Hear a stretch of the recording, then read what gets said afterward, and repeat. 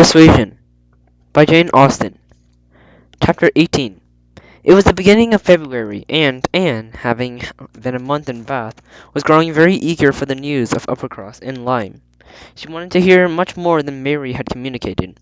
It was 3 weeks, and she had since heard it all. She knew that only Henrietta was at home again, and Louisa considered it to be recovering fast. It was still in Lyme, and she was thinking them all very intently one evening, when a thicker letter than usual from Mary was delivered to her, and to quicken the pleasure and surprise, and Admiral and Mrs. Croft's compliments.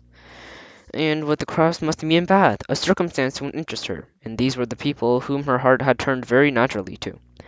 "What is this?" cried Sir Walter. "The Crofts had arrived at Bath? The Crofts who run to college? What have they brought you?" "A letter from Uppercross Cottage, sir." "Oh, those letters are convenient passports. They secure an introduction. I should have visited Admiral Croft, though, at any rate. I know what is due to my tenant." Anne could listen no longer. She could not have told how the poor Admiral's complexion escaped her. The letter engrossed her. It had begun several days back. February 1st. My dear Anne, I make no apology for my silence, because I know how little people think of letters in such a place as Bath. You have been a great deal too happy to care for Uppercross, which, as you do well know, affords little to write about. We've had a very dull Christmas. Mr. and Mrs. Mungrove had not one dinner at all at the parties in the holidays. I do not reckon the haters as anybody. The holidays are over at last. I believe no children ever had such long ones. I am sure I had not. The house was cleared yesterday, except of little Harville's, but you should be surprised that they have to hear that they have never gone home. Mrs. Harville must be an odd mother to part with them so long. I do not understand it. They have not been at all nice children, in my opinion, but Mrs. Mungrove seems to like them quite as well. It is not better than for children. What dreadful weather we have had! It may not be felt in Bath with your nice pavements, but the country is of some consequence. I have not at all creature call on me since the second week of January, except Charles Hayter, who had been calling much oftener than was welcome. Between ourselves, I think it was a great pity that Henrietta did not remain at Lyme as long as Louisa. I would have kept her a little out of this way. The carriage had gone to-day, and bring Louisa and the Harvilles to-morrow. We do not ask them to dine with them, however, till the day after. Mrs. Mungrove was so afraid for being fatigued by the journey, which is not very likely, considering the care that will be taken of her.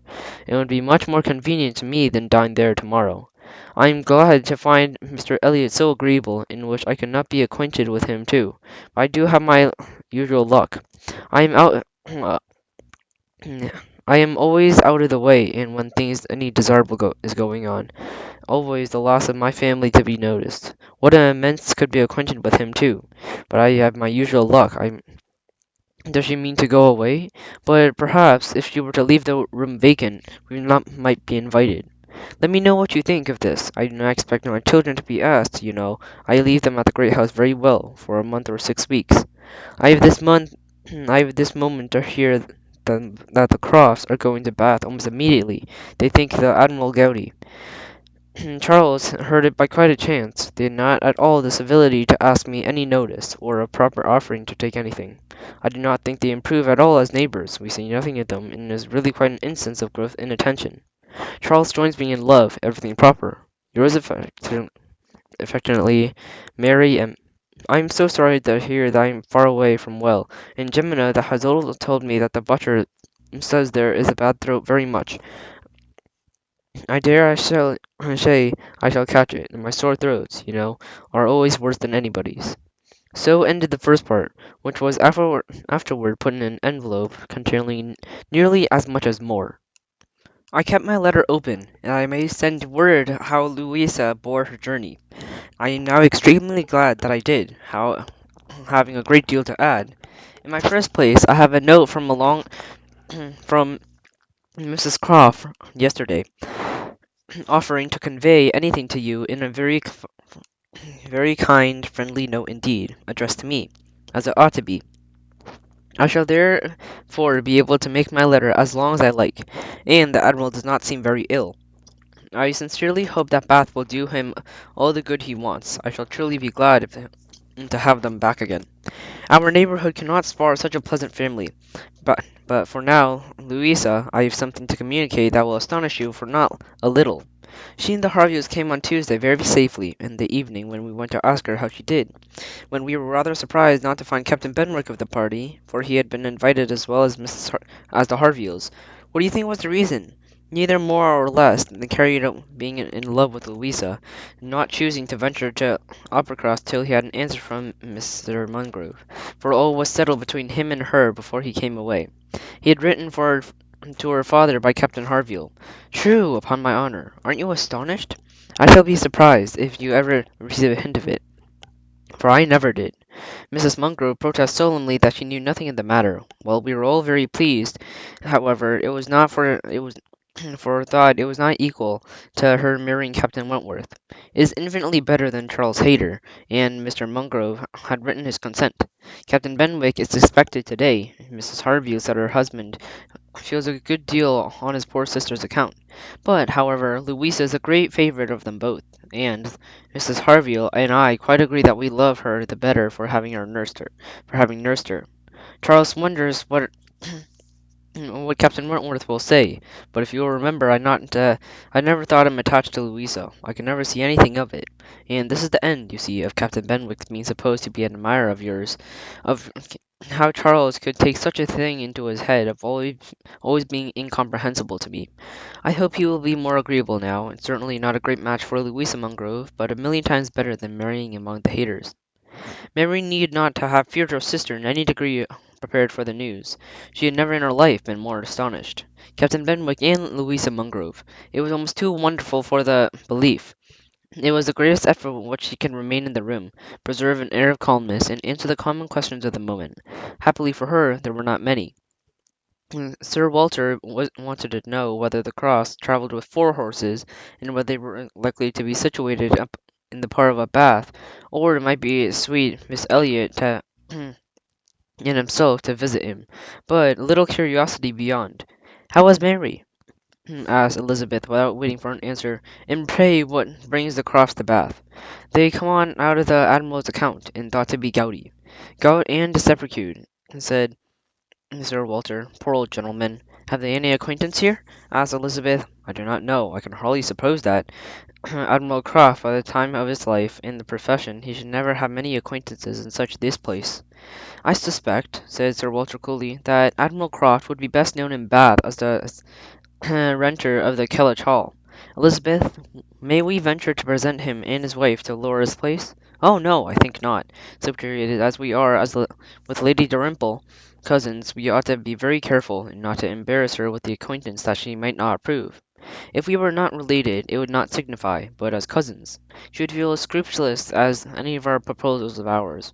We'd better leave the Crofts to find their own level, and there are several odd-looking men walking about here, who, I am told, are sailors. The Crofts will associate with them. This was Sir Walter and Elizabeth's share of this letter, when Mrs. Clay paid her tribute for more decent attention, an inquiry of Mrs. Charles Mungrove and her fine little boys, and was at liberty. In her own room she tried to comprehend it. Well might Charles wonder how Captain Wentworth would feel. Perhaps he had quitted the field, had given Louisa up, and ceased to love, and he did not love her. And she could not endure the idea of treachery and levity, or anything akin to the ill usage between him and his friend. She could not endure that such a friendship as theirs should be severed unfairly. Captain Benwick and Louisa Mungrove, the high-spirited, joyous talking Louisa Mungrove, and the dejected, thinking, feeling, reading Captain Benwick, seemed each of them everything that would not suit each other, their minds most dissimilar. What could have been their attraction? The answer soon presented itself. It had been in situation. When they had been thrown together several weeks, they had been living in in the same small family party. Since Henrietta was coming away, it might have been depended on almost entirely on each other, and Louisa, just recovering from the illness, had been in an interesting state, and Captain Benwick was not inconsolable. The point that Anne had not been able to avoid suspecting before, and drawing the same conclusions as Mary from the present course of the events, served only to confirm the idea that having felt some kind of dawning tenderness towards herself, she did not mean, however, to derive much more of its gratify her vanity than Mary might have allowed. She was persuaded that any tolerable pleasing young woman who would listen and would seem feel for him would receive the same compliment. He had an affectionate heart. He must love somebody.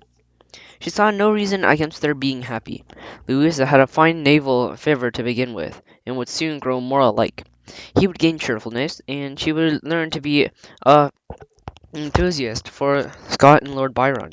Nay, that was probably learnt already, and of course they had fallen in love over poetry. The idea of Louisa Mungrove turned into a person of literary taste. The sentimental reflection was amusing, but she had no doubt of it being so.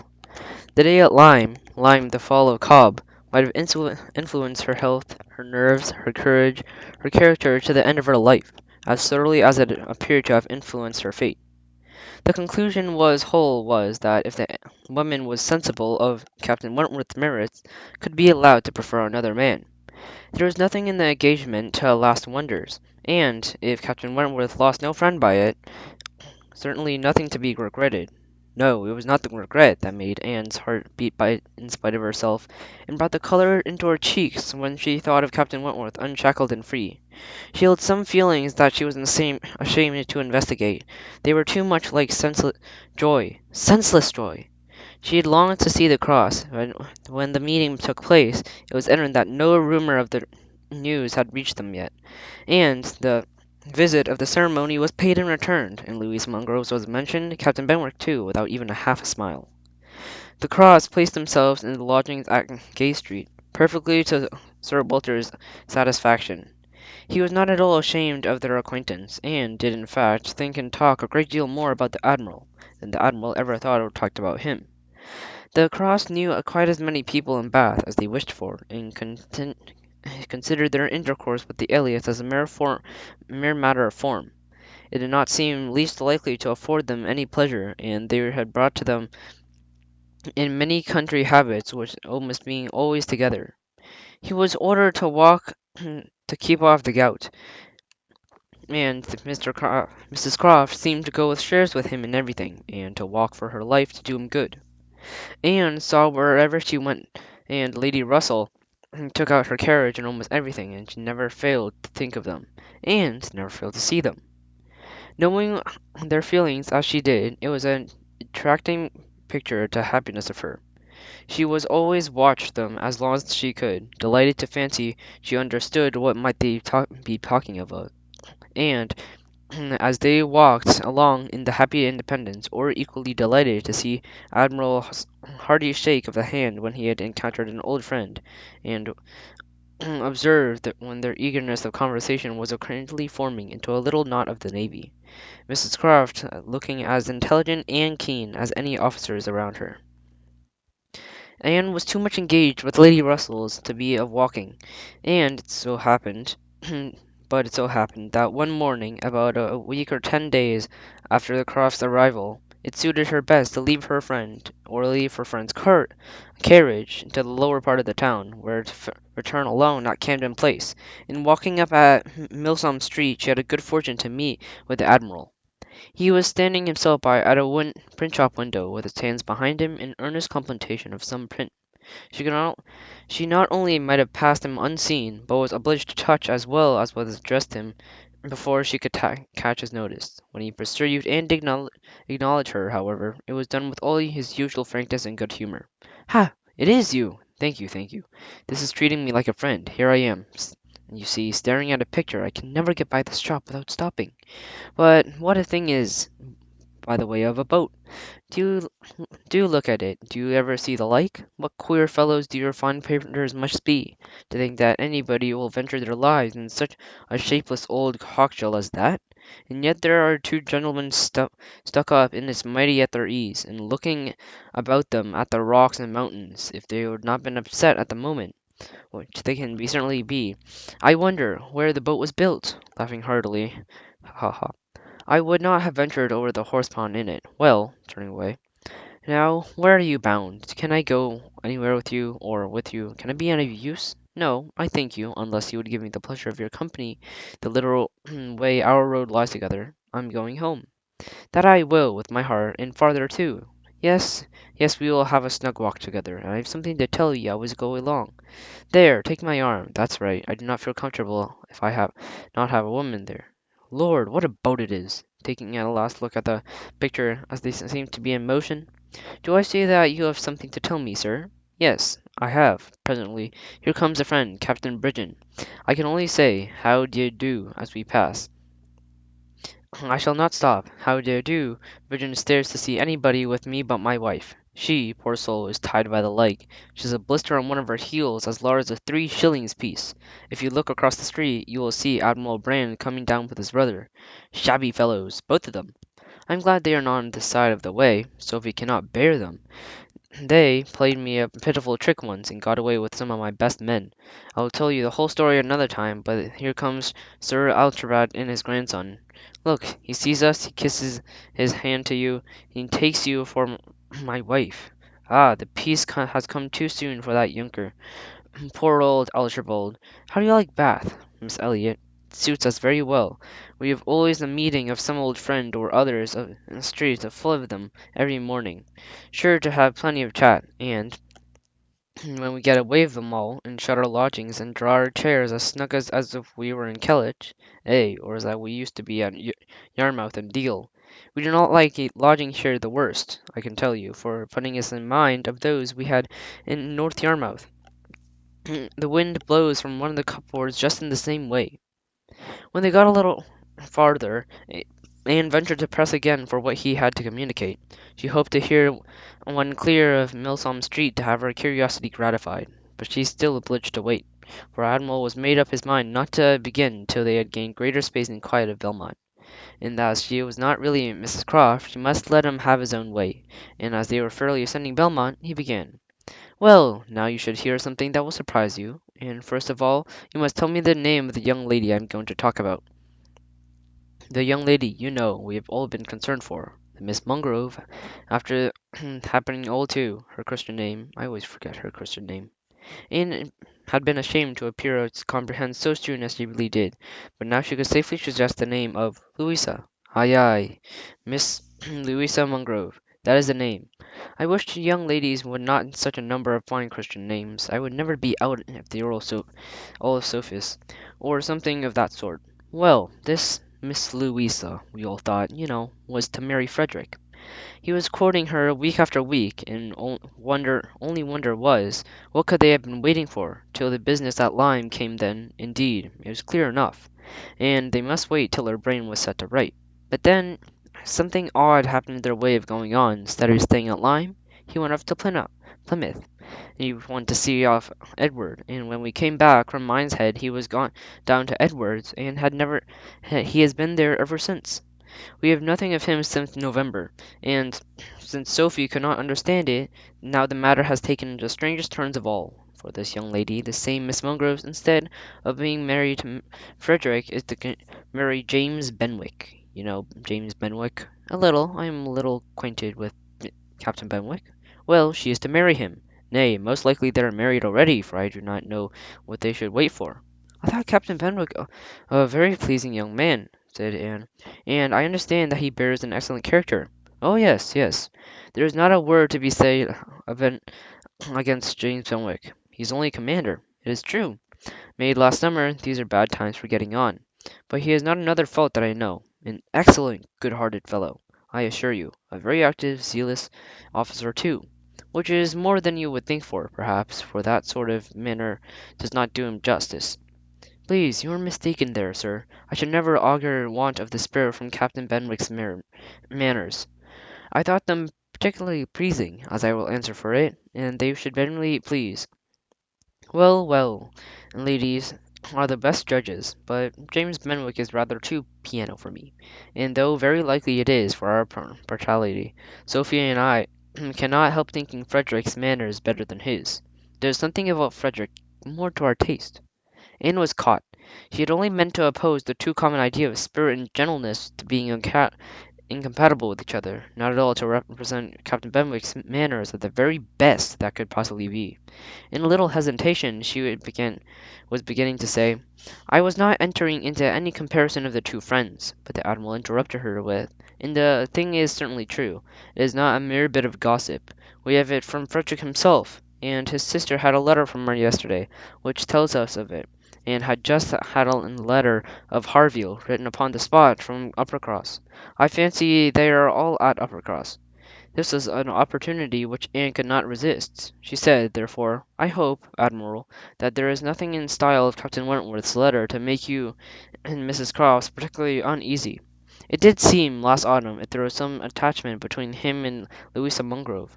It may be still understood to have worn now on each side equally, and without violence. I hope this letter does not breathe the spirits of an ill-used man." "Not at all, not at all." Not an oath and summer murmur from the beginning to end. Anne looked down to hide her smile. "No, no, Frederick is not a man to whine and complain. He has too much spirit for that. If a girl loves another man better, it is very fit that she should have him." "Certainly. What I mean is, I hope that there is nothing in Captain Wentworth's manner of writing to make you suppose he still thinks himself ill used by his friend, in which might appear, you know, without being absolutely said. I should be very sorry for the friendship has accepted itself between him and Captain Benwick should be destroyed, or even wounded by a circumstance of this sort." "Well, yes, I understand you, but there is nothing at all for that nature in the letter. He does not give the least fling at Captain Benwick, or so much say. I wonder at it. I sometimes reason of my own wondering at it. No, you would not guess, for his way of writing, and he ever thought of Miss what's her name for himself. He had very handsomely hoped that they would be happy together, and there's nothing unforgiving in that, I think." Anne did not perceive the perfect conviction which the Admiral meant to convey. It would have been useless to press the inquiry farther, therefore she satisfied with herself the common commonplace remarks or quiet attention that the Admiral had been in his own old way. "Poor Frederick," he at last said. "Now he must begin all over again with somebody else. Now we must get him to Bath. Sophie must write, and I beg him to come to Bath. Here are pretty girls enough, I am sure. It would be no use to go to Uppercross again, for that Miss Mungrove, I find, is bespoke by her cousin, the young parson. Do you not think, Miss Elliot, that we should try to get him to Bath?"